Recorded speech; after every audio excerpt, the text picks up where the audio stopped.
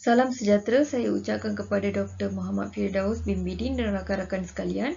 Saya Tilaka 64 MCVM nombor metrik 2762233 ingin membentangkan hak keistimewaan orang Melayu dan Bumiputera di Malaysia.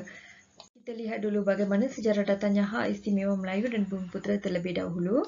Hak ini wujud selepas berlakunya penentangan terhadap Malayan Union yang tidak memberikan kesamarataan pada masyarakat tanah Melayu.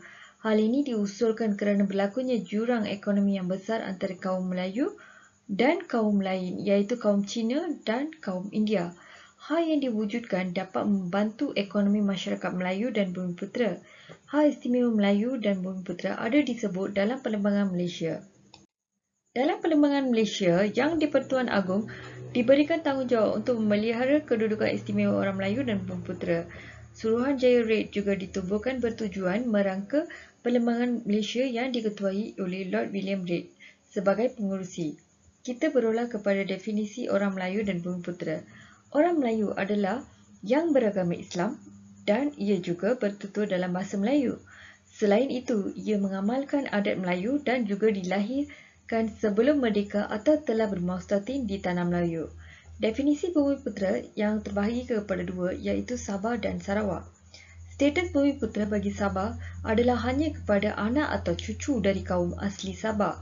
Manakala status Bumiputera bagi Sarawak pula adalah dari mana-mana satu kaum asli di Sarawak. Antaranya ialah Bugis, Bidayu, Dusun, Daya Laut atau keturunan campuran kaum asli di Sarawak. Teori pewujudan hak keistimewaan orang Melayu dan Bumiputera dapat dilihat apabila pihak Inggeris mengamalkan konsep divide and rule yang mengekalkan kuasa mereka di tanah Melayu. Manakala ini diikuti dengan penubuhan Malayan Union dengan memberikan prinsip jus soli kepada bangsa imigran. Jika sistem ini diperhatikan, kedaulatan dan kuasa raja-raja Melayu akan terhapus. Oleh itu, satu teori kontrak sosial diamalkan iaitu merumuskan bahawa kaum Melayu bersedia menerima warga asing untuk diberikan kewarganegaraan dengan syarat hak-hak kaum Melayu sebagai Bumiputera tanah Melayu dipelihara. Malaysia adalah sebuah negara yang majoritinya diduduki oleh orang Melayu dan tidak ada siapa pun boleh mempersoalkan hak keistimewaan dan kedudukan orang Melayu. Jika mempersoalkan hak keistimewaan orang Melayu dan kedudukan mereka dan memberi cadangan untuk melepaskan akta ini daripada Perlembagaan Malaysia dianggap hasutan dan ini dijelaskan dalam Undang-Undang Akta Hasutan. Malah, isu ini dianggap sebagai sesuatu perkara yang serius dan sensitif oleh Undang-Undang Malaysia. Perkara 153 tidak boleh dipinda, diubah atau dilucurkan tanpa persetujuan Majlis Raja-Raja Melayu. Antara hak keistimewaan orang Melayu dan Bumiputera terbahagi kepada 4, iaitu dari segi perkhidmatan awam, pendidikan, hak tanah dan ekonomi. Untuk hak keistimewaan perkhidmatan awam telah merizabkan satu kadar bilangan dalam perkhidmatan persekutuan untuk Bumiputera bagi membantu mereka meningkatkan taraf hidup yang lebih maju daripada kaum lain. Dari segi pendidikan pula, melalui pemberian beasiswa dan kemasukan universiti bersyarat kepada yang berkaum Melayu dan Bumiputera berpotensi ke arah yang lebih tinggi. Sebagai contoh, UiTM yang hanya diberi kemasukan kepada kaum Melayu dan Bumiputera sahaja. Hak keistimewaan yang ketiga ialah hak tanah. Seperti yang kita ketahui, Felda merupakan salah satu contoh hak istimewa orang Melayu dari dulu kerana tanah Felda hanya boleh diwarisi oleh orang Melayu sahaja. Hak istimewa yang seterusnya ialah ekonomi. Kerajaan memberi keutamaan dengan membuat kuota penghargaan aktiviti perniagaan kepada orang Melayu dan Bumiputera. Dari isu hak keistimewaan orang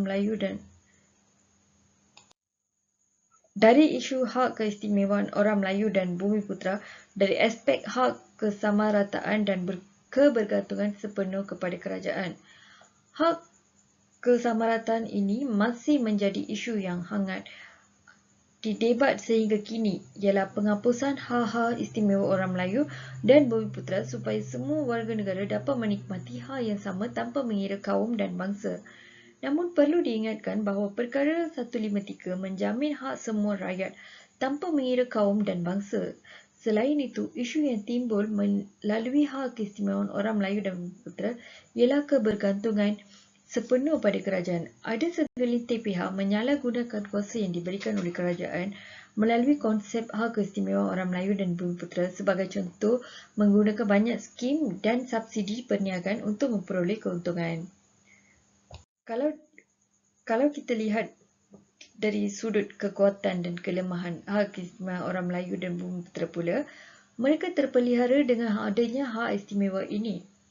Mereka mendapat segala keperluan asas untuk bersaing dengan kaum lain di negara ini maupun di persada dunia.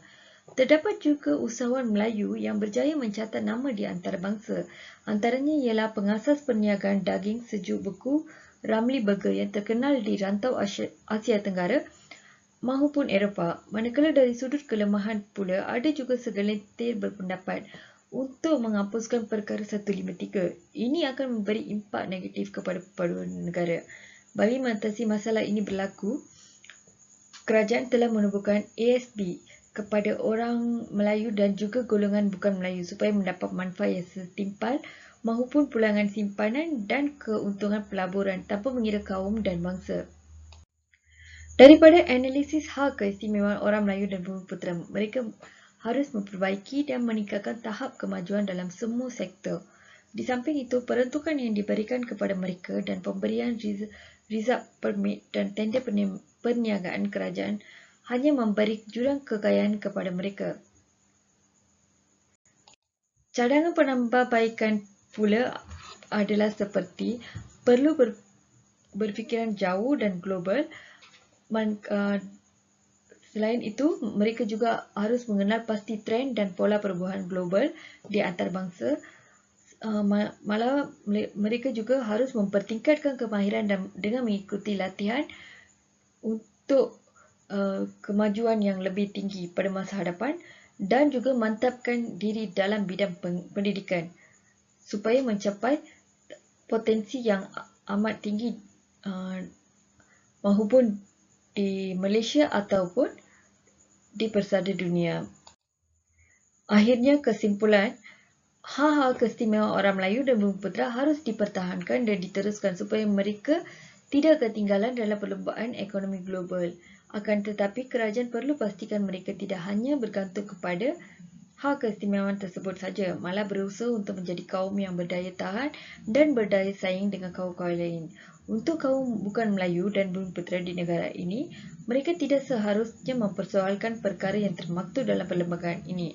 Sebagai rakyat Malaysia yang hidup di dalam keadaan aman dan sejahtera, kita tidak seharusnya menjadi rakyat yang sangat sombong dan ego dengan pencapaian yang telah kita capai dan miliki sekarang. Jangan jadi kacang lupa ke kulit hanya kerana kita sangat selesa dengan kehidupan sekarang. Maka kita cuba untuk membangkitkan isu-isu yang tidak patut kita bangkitkan. Ia seolah-olah menyimbah minyak ke dalam api. Keamanan yang kita nikmati kini adalah kerana pengorbanan pemimpin serta rakyat yang hidup pada zaman dulu semasa persekutuan tanah Melayu. Sampai sini saja pembentangan saya pada hari ini. Sekian, terima kasih.